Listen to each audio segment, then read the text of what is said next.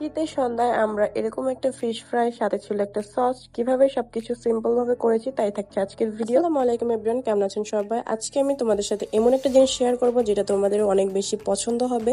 So ভিডিওটি না টেনে সম্পূর্ণ ভিডিওটি দেখতে থাকো। প্রথমে হচ্ছে আমি সবগুলো মাছ কেটে ফ্রেশ করে নিয়েছিলাম। তারপরে হচ্ছে আদা রসুন, তারপরে হচ্ছে মরিচের গুঁড়া, টমেটো সস, সয়া সস, একটুখানি লেবু, একটুখানি না, এখানে আমি 3টা লেবু অ্যাড করেছিলাম, জাস্ট অল্প একটু দেখাচ্ছিলাম।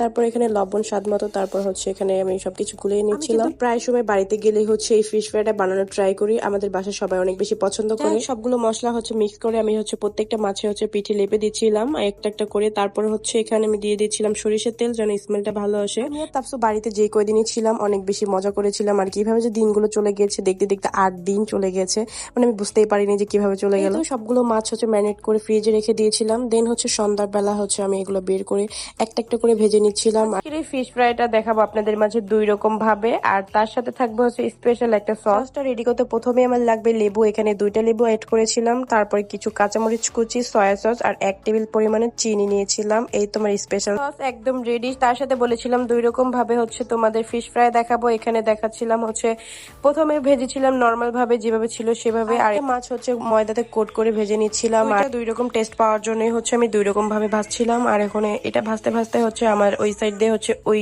আগের গুলো হয়ে গিয়েছিল। তো প্রথমে হচ্ছে আমি তাপসুকে দিয়ে ট্রাই করাবো। আগে হচ্ছে যতবার বানিয়েছিলাম তখন তো তাপসু অনেক বেশি ছোট ছিল, সেজন্য সে খেতে পারেনি। এবার হচ্ছে তাকে দিয়ে ট্রাই করালাম, সে এখন একটু খেতে পারে। তখন কিন্তু বাড়িতে প্রচন্ড শীত ছিল, আর তখন যদি এরকম গরম গরম ধোয়াটা এরকম একটা ফিশ ফ্রাই পান আর কি লাগে।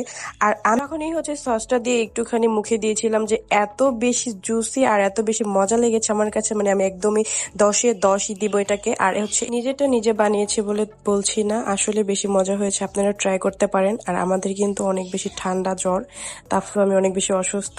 সবাই আমাদের জন্য দোয়া করবেন। আজকের ভিডিওটা এই পর্যন্ত, দেখা হবে নেক্সট কোনো নতুন ভিডিওতে। আল্লাহ হাফেজ সবাইকে।